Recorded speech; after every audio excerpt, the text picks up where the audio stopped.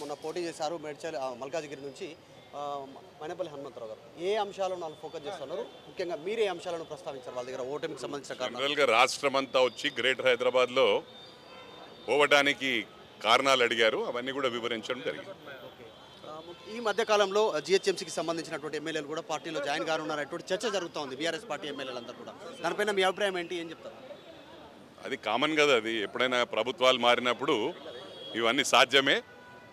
ఏదైనా ఏమైనా కూడా పార్టీ నిర్ణయానికి కట్టుబడి ఉంటుంది. మంత్రి స్థాయిలో ఉన్నటువంటి వాళ్ళే చెప్తా ఉన్నారు కాంగ్రెస్ పార్టీ నాయకులు, ముగ్గురు తప్ప ఆ పార్టీలో మిగతా అందరూ జాయిన్ అవుతున్నారు అంటారు. ఆ యొక్క చూస్తే మల్లారెడ్డి కూడా జాయిన్ అయ్యే అవకాశం ఉందనేటువంటి చర్చ జరుగుతూ ఉంది. మల్లారెడ్డి అల్లుడు రాజశేఖర రెడ్డి కూడా జాయిన్ అవుతున్న చర్చ జరుగుతూ ఉంది.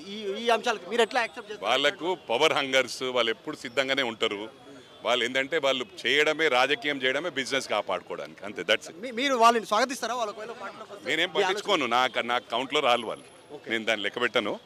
ఏదైనా కూడా పార్టీ నిర్ణయానికి కట్టుబడి. Okay, thank you. Mynampally Hanumantharao గారు మొన్న పోటీ చేశారు మేడ్చల్ మల్కాజిగిరి నుంచి మైనంపల్లి హనుమంతరావు గారు. ఏ అంశాలను వాళ్ళు ఫోకస్ చేస్తున్నారు, ముఖ్యంగా మీరు ఏ అంశాలను ప్రస్తావించారు వాళ్ళ దగ్గర ఓటమికి సంబంధించిన కారణాలు? జనరల్గా రాష్ట్రం అంతా వచ్చి గ్రేటర్ హైదరాబాద్లో పోవటానికి కారణాలు అడిగారు, అవన్నీ కూడా వివరించడం జరిగింది. ఈ మధ్య కాలంలో జిహెచ్ఎంసీకి సంబంధించినటువంటి ఎమ్మెల్యేలు కూడా పార్టీలో జాయిన్ కానున్నటువంటి చర్చ జరుగుతోంది. బీఆర్ఎస్ పార్టీ ఎమ్మెల్యేలందరూ కూడా దానిపైన మీ అభిప్రాయం ఏంటి, ఏం చెప్తారు? అది కామన్ కదా, అది ఎప్పుడైనా ప్రభుత్వాలు మారినప్పుడు ఇవన్నీ సాధ్యమే.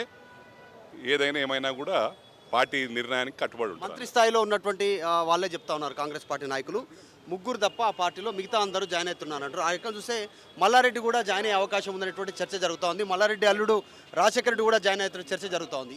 ఈ అంశాలకు మీరు ఎట్లా యాక్సెప్ట్ చేస్తారు? వాళ్ళకు పవర్ హంగర్స్, వాళ్ళు ఎప్పుడు సిద్ధంగానే ఉంటారు.